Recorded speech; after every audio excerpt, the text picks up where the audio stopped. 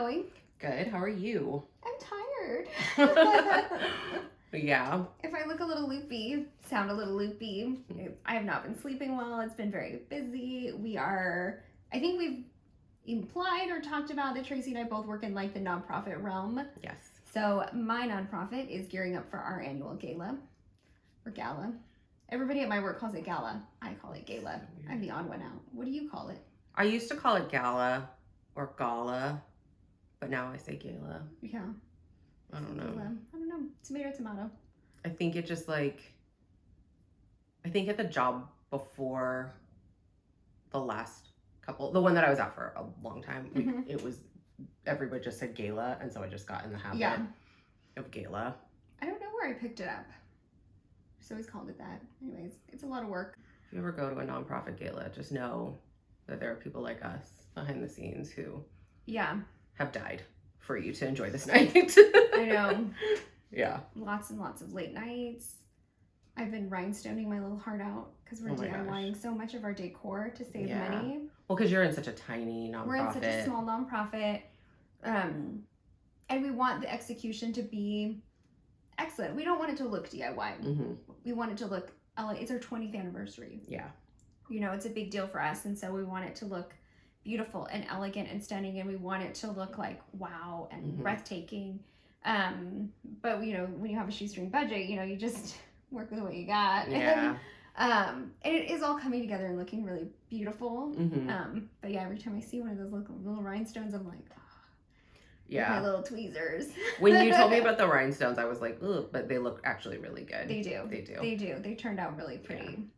Are you using? You should get those little wax tip things. I've been using a toothpick. Okay. Oh, to lift up the gems. Mm-hmm. That's a good idea. It's so much easier. I have one. As someone who has rhinestoned 50,000 burlesque costumes. I need to go look in my Wayback Machine to see if I have one. So. Over 6,000 rhinestones on one outfit. Yeah. It's way easier. That's a smart idea. If either of us remember, I think I have some and I can give you one. Okay, perfect. Because then you don't have to go and try and find it. Excellent. Well, I think I know exactly where they are. Yeah. This is where you have those conversations so you can help me when I'm struggling. It's so much easier with the thing. Yeah. I was not a strong believer until I did it, and I was like, oh. The hardest part is some of them, the edges are so flat and flush. You actually can't even pick them up with tweezers. Nope. They just slide up the top. Yeah, just like, it's so annoying. That's where the little wax pick comes in very helpful. They even have like pencils now with like the wax inside. And as soon as it starts to get like... You just like push it out? No, you just sharpen it like with a pencil sharpener. Oh, interesting. Okay. Yeah. All right. Well, we were talking about something completely just in case different. you ever wanted to know about rhinestoning things, call us. Now you have your hot tips. Yeah. We should do a little like video on rhinestoning. I thought about like, what if I brought them and I was just rhinestoning while we talked? And maybe that's next year. Like we're working on stuff while we're. It'll be like a craft plus. Like, what projects are you working on? Maybe then I will actually work on projects. No, we cannot add more to the chaos that already is this podcast. Fine. All right. Speaking of chaos and things that have nothing to do with rhinestones. Oh my God, so much chaos. We today are talking about Furiosa, a Mad Max saga. Yes. So let's get right into it. Yes. I know, talking about like a complete diversion from the world of like galas and fundraising and money. Like, post-apocalyptic, desolate, barren wasteland. All right. Ready, go. So it was released this year in 2024, in case you're listening from the future. Yeah. In the future. Isn't it crazy that it was just earlier this year? Yes. But it feels like over a year ago. Yes, it does. It feels like over a year ago that we were in Palm Springs. I was really surprised when I like put in the date and it was like 20. I'm like, oh yeah, that was just this year. Yeah. So the production companies were Kennedy, Miller, Mitchell, and Domain Entertainment, distributed by Warner Brothers Pictures, directed by George Miller, and written by George Miller and Nico Lathoris.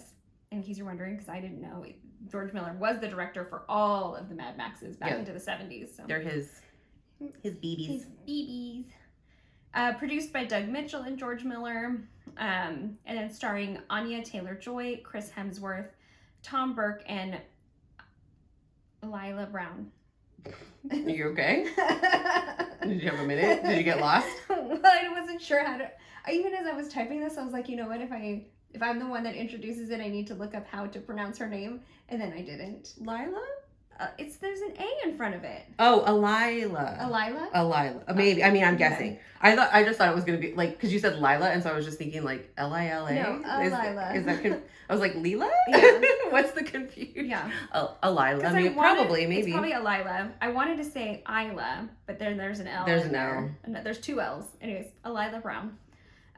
Could be Alila, but that's Maybe. I think it's more Alila is more likely.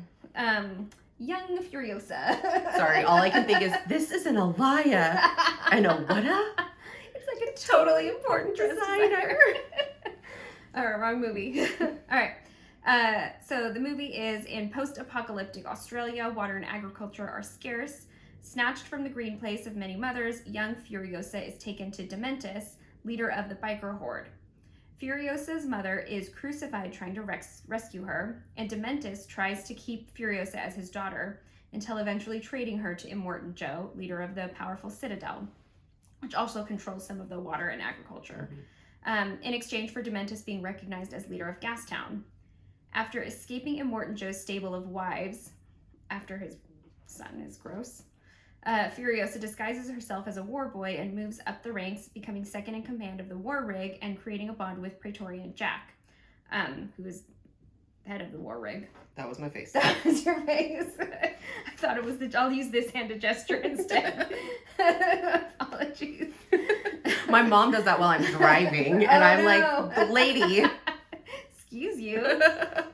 Becoming second in command of the war rig and creating a bond with Praetorian Jack, resolving to escape together, the two of them. Caught in the crossfire between Dementis and Immortan Joe, they are caught in battle as the tyrants fight for dominance in their quest to find their way back to the Green Place. And you can watch it on Max or with premium subscription to Hulu, YouTube, Amazon Prime, or you can rent it off Apple TV, Fandango, or Google Play. Literally the whole movie, I was just like, when's she gonna lose her arm?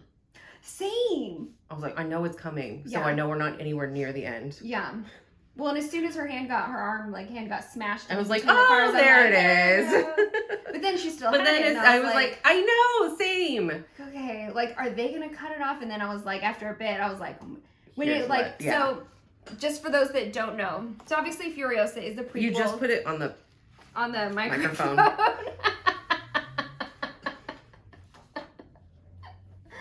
Get it together, lady. I'll edit that out. Get it together.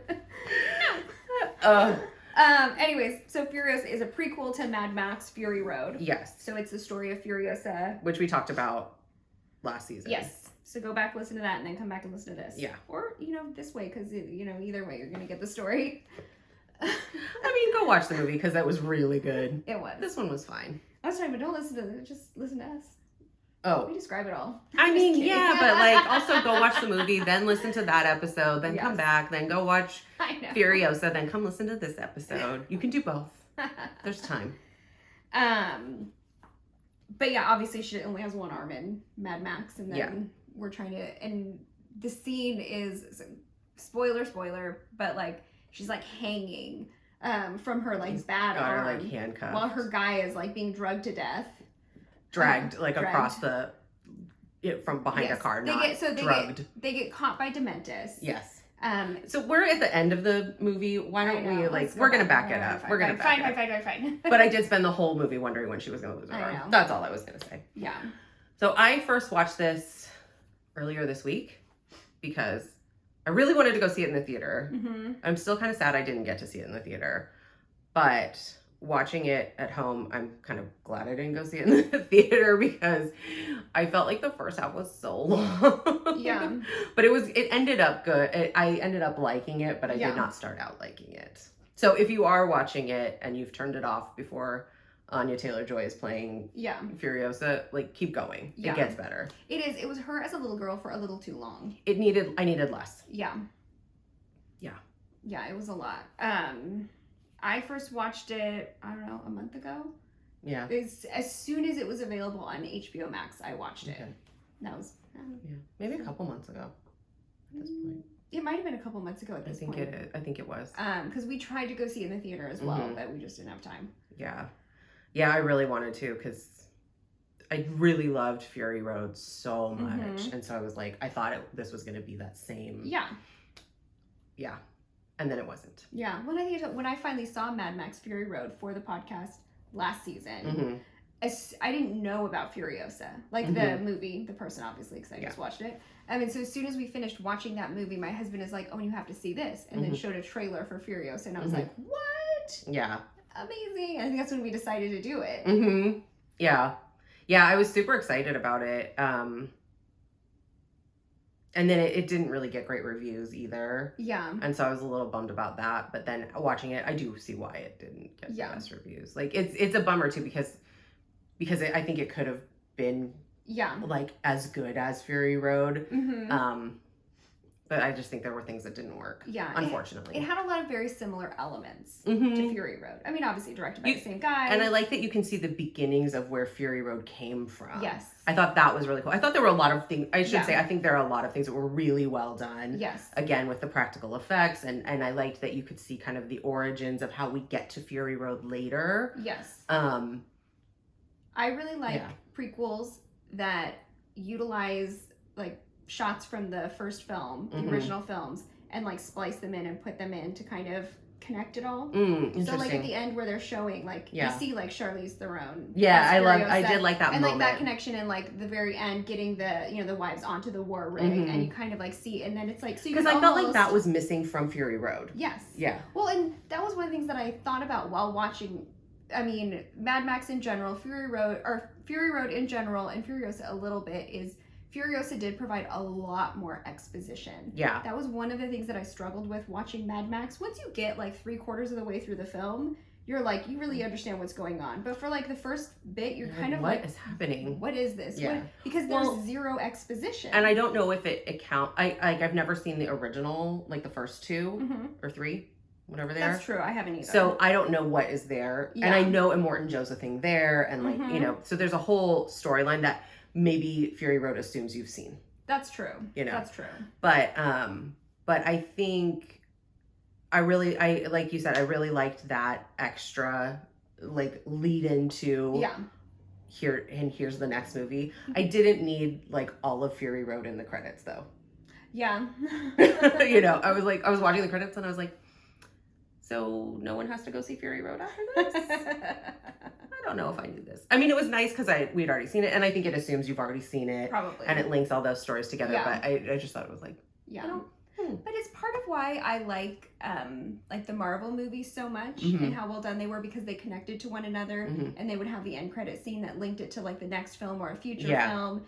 And so I think that's where I like, especially when prequel, they did it really well with some of the Star Wars movies too, where they would get to, which one was it? It's like Rogue One, where it ends with the beginning of A New Hope. Yeah, I really liked Rogue One a lot. Yeah. I really liked Rogue One. I love those kinds of connections that links films that are done, decades, years, or whatever apart, but that links them together and kind of creates one big arc and story where you can still watch each one individually, but if you want to, they're seamlessly connected.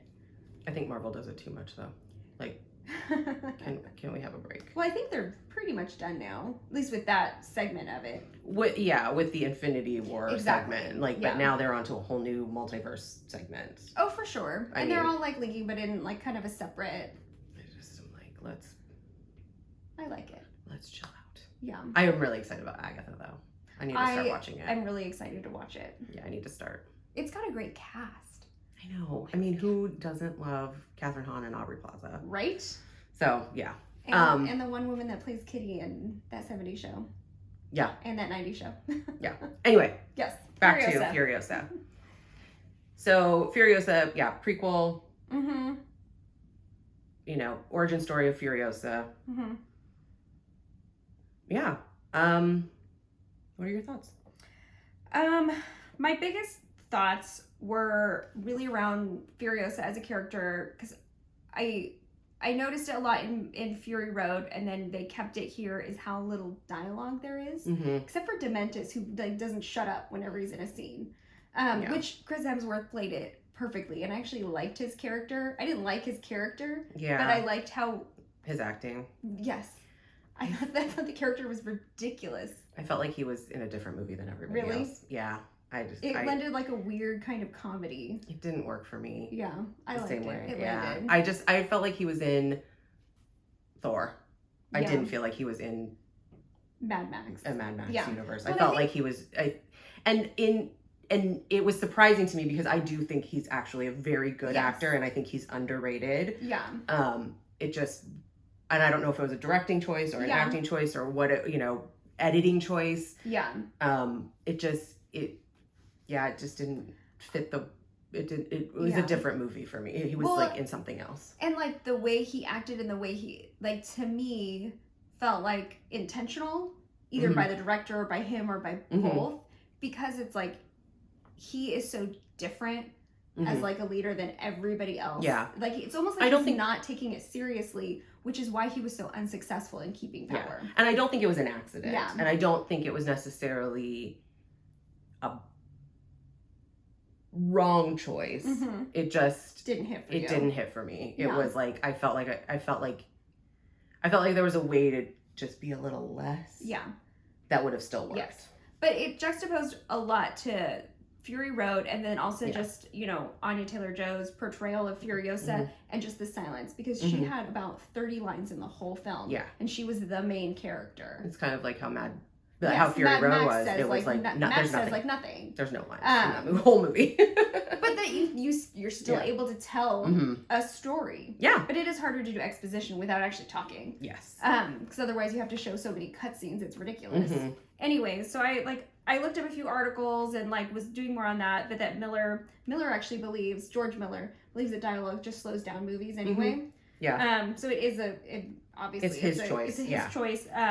But then there was a lot of particularly with Furiosa is a intentionally and more outwardly feminist film compared to Mad Max, where we talk Mhm. about Mad Max being it wasn't meant to be a feminist film, but it was. Mm-hmm. But that this, because it was her character, it was more obviously feminist in a lot of Mhm. ways, and that the whole idea that actions speak louder than words, especially because you've got Dementis yapping away, Mm-hmm. whereas she doesn't need all of the speech Yeah. and all of that. She is just strong on her own and what she does and what she accomplishes. And then in general, how this is such a departure from the previous films, which really, Mm-hmm. The earlier movies, and I've never seen them, so just from what I've read, are really uninterested in women. Yeah. And then we had Mad Max Fury Road, and everybody loved Furiosa's It changed character the whole so much. universe. It changed the whole, and then now having this, this is a story that we can tell and that people are interested in hearing Mhm. within the realm of this world, Mhm. that with actions and car chases and fight scenes and all of this, when that's something we talked about in Mad Max Fury Road a Mhm. lot, is that it could still be feminist and still be a great action movie, Mm-hmm. and that this could be a female-centered action movie, Mm-hmm. and be successful. So it's a shame that people didn't like it, Yeah. but I liked it. And it's one of those where I think people were justified in not liking it. Yeah. I liked it, but it wasn't like a Captain Marvel where I was like, you have no reason not to like this other than that it's a woman. Yes. There is no excuse for you to not like Ms. Marvel other than that it's about a girl. Mhm. So I think in this I understand why people didn't like it, and I think it there's still probably the faction that doesn't like it because it's about a woman. Yeah. But I think it's a more split of Mhm. people didn't like it for whatever various reasons they Yeah. have. Because I will say the first 45 minutes of the 2 hours and 15 minutes, I was Mhm. like, when are we getting to Anya Taylor-Joy? Yeah. Once she came on screen, It was totally changed different. everything. But in terms of the feminist thoughts around it, I was really glad that there was never the sexualization of her as a child. Mhm. I was glad that there was never any sort of rape that ever happened to her, Well, I mean, she was attacked and almost raped. but Yeah. that it didn't happen. Yes. That she wasn't one of the ones. Because in Fury Road, I kind of thought that she had been Yes. at some point. It's almost like she was being kept there until she was older. Yeah. That I mean, was in Furiosa, yes, she was. Yes, that was the gist that I got. That he was keeping her Yes, there. he with was. the intention of her being a wife when she was older. Yeah. And I liked that. I like that it wasn't like, oh, now you're my wife, like, or as soon as you bleed or whatever it is. But in Fury Road, I was under the assumption that Furiosa had been a wife at some point. Yeah. And something happened, and then she was now this other thing. Like, but I liked that it wasn't that the sexual depravity of the whole world wasn't shown. Yes. We didn't need to see it. Yeah. And to know that it happens, and we can just believe women when they tell us something that happens, you know? And I liked there was a lot to like about it, for sure. Yeah. Yeah, that chunk of story was good. And I liked her relationship with Jack. It wasn't like this like super romantic thing. It was more like they just had a connection. They bonded. Yeah. They felt safety with each other and trust. And it was very similar to Furiosa and Mad Max. And I liked that he didn't realize she was a girl and then take advantage of her. Right. I like that he was a good man. Yeah. I did not understand why she didn't cut her hair at some point, though.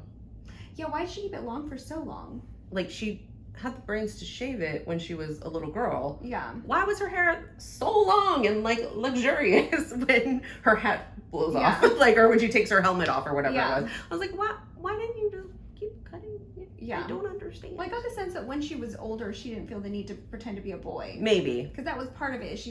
When she escaped the wives enclave, and then shaved her head and escaped and posed as like a war boy, and that's where like she's found by Praetorian Jack. Yeah. Because she is. They're on the rig. Yeah, she's working on the war rig, and she like kind of proves herself as being like super capable.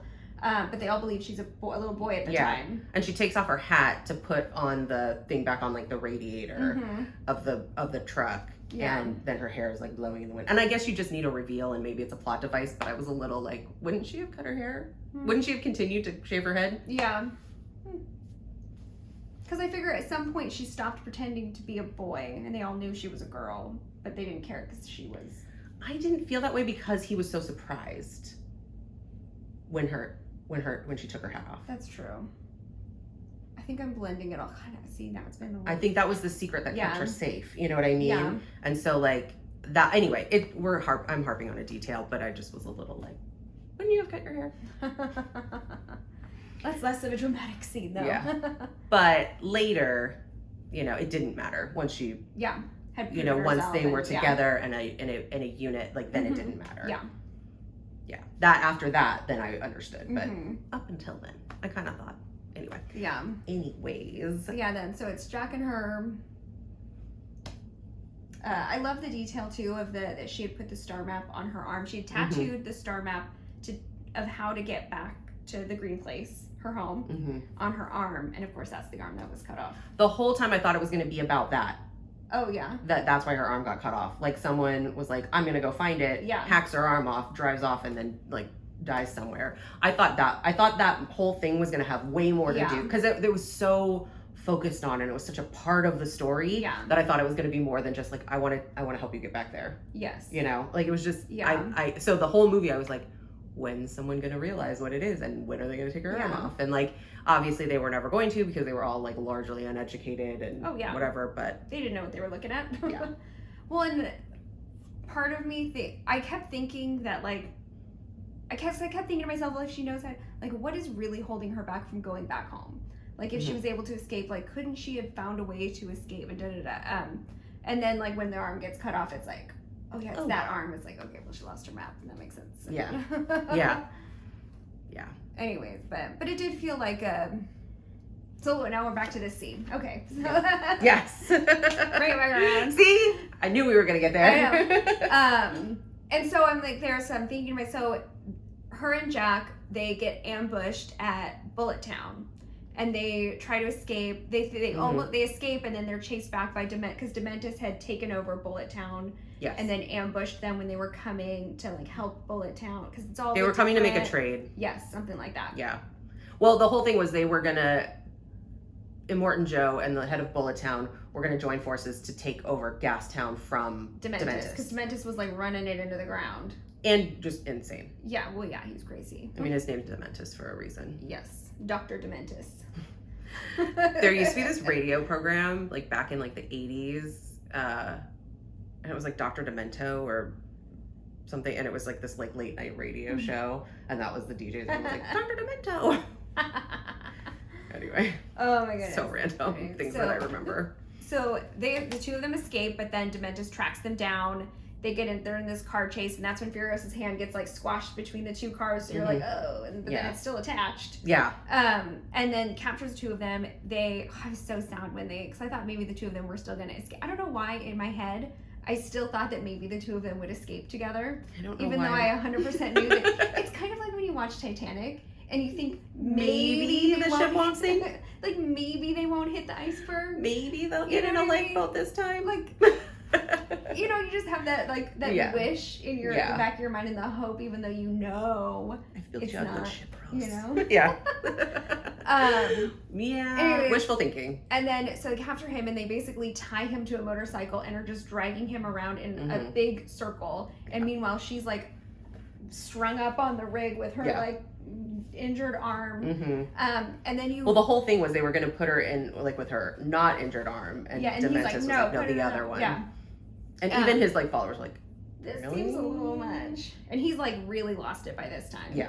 And so you see him like just sit in his back is to her. You can't see her in the shot anymore. You just see the guys and the dust of him being dragged. And then it's like day turns into like dusk and night, and like finally you just see the time. Yeah. You know, and then it's that whole scene of like where you see it just get darker and like this time passed, and I'm like, oh, she's long gone. She cut off her arm. I guarantee you, she cut off her arm. And then you see it. Well, and you see like you see all the dust, and then you see the hand, and yes. then you see like that she's gone. Yes, which was so like poetic to me because it was like she just lost Jack, and the two of them were trying to like escape together, and then they thought they had escaped, and then they were, you know, and he's dead, and she's like lost so much. I think the symbolism and then of like fine, getting back to the green place doesn't matter anymore. Like, let me cut off this part of me that, you know, brings me back. I have to survive. And then the revenge that she got on him in the end, though. Yeah. And that's like, so my favorite quote of the movie is when, so then she escapes, she goes back to the Citadel, and then works with Immortan Joe to like bring Dementus down, and she like builds her own, or takes another car of some kind. Yeah. The time frame of that is a little confusing to me. Because it happens so fast, where I would have rather had more of this story than young Furiosa, like baby Furiosa. Yeah. Like I would have rather had more of this. But like there was definitely time that passed because she built her own new mechanical arm. Yeah. But I like the symbolism of that being the arm that goes. Yes. Because it's about survival. It's not about getting back. It's not about going back. It's about I have to survive in this new world, and what's the best way for me to survive. And I think that's like the ultimate Furiosa story, right? Is she's a survivor. This is just a costuming note that I loved. I loved Dementus's change in his wardrobe, how it changed. Like in the beginning, it's all white, and he's like, don't mess around with her, like, you know, like keep her away from those like animals or whatever he calls them. And then they're going off to like steal the Citadel, basically, like invade and take it over. And somebody had found a flare, and it turns his whole. I love that. Then it was like red, and then later at the end you see it's like black to red to white, and like it's a whole like just transformation of his character that I think is really played out well in the costuming of it. And I think that was like a very genius touch. So whoever did costumes, genius. I liked it. Well done. Yeah. But yeah, I think that moment of like her making the decision. Yeah. And I like that you didn't see it, so you don't know if she just like fell and it just tore off because of the break, and you know, or if she like cut it off and like kept going, you know. Like the sexual trauma that we know some of the women have undergone, we didn't need to see it to know it happened. Yeah. We just know that she made some sort of decision to like whole leave movie, it behind. we knew eventually she would lose her arm. Yes. Yeah. But the revenge. Yes. The tree. I know, oh my god, the tree. So my favorite line in the whole movie, and there's not very many to choose from anyway, there's no lines. Is Dementus realizes that she is coming back for him, and she is tracking him and following him and coming for him, and somebody asks like, well, who is it? Someone competent and excessively resentful. Because he realizes that it's her. Oh yes. After she has cut her arm off or something. I can't remember when he makes the connection, but he does. He makes it with the little girl who he made watch her mom be crucified. Yeah. And then with this adult, now woman. Yeah. Coming back. Yeah. Blah. Oh man! And then he also killed her guy. Yeah. And made her watch. Yeah. Yeah. Oh man. So yeah, do you want to share his final end? So the whole there's like it's kind of this. Oh, I just kicked the camera. Sorry, you're a little wobbly. It's kind of this legend at this point. Like by the time they get to the end, because there's a narrator, and he's like, some say that she just shot him, and that's like an unfitting end, and everyone wants more. Or others say that like this is what happened, and she chopped him up into little pieces or something. There's multiple like things, and he was like, but this is what happened, and I know because she told me. And this whole movie, so where she lived and was born was the green place, and it was like the last spot of water and green and growth and life. And the whole thing is like they were trying to keep it a secret from Dementis, from the Citadel, from all these men, and it was just a bunch of women, but also I'm assuming there were some men there at some point because they had children. So the opening scene is her and another girl climbing. She's climbing a tree and she's picking peaches, and then they come across like the men, and it turns and chaos ensues, and she gets abducted. But the whole movie, she's carrying around this peach pit, and her mom does come and rescue her, but then immediately they're captured again because it turns into this like situation where only one of them will survive this. And so she she puts the peach pit in her hand and she was like, plant this where it will grow or something like that. And so this whole movie, she's like tucked this peach pit into her hair, into her wherever, and she's been holding it forever. And so then the end, when it's like, oh, I know because she told me, tucked away, there is a man in the Citadel. There's a man. I forget exactly the line, but it's basically like there's a tree that grows, and its fertilizer is a man kept alive by whatever. And that shot is him is Dementis, just withered away into almost nothing, and a giant peach tree just like growing out of his junk, like basically is what it looks like, because it's just like it's from his like groin area where it looks like it's growing from, and it's like he's feeding the tree, and then one of the last scenes is her going and climbing the tree, and she's like, oh, we have our first fruit, and she picks it, and she's like, but it's not for me, and that's when it goes into her stealing all the wives. Yep.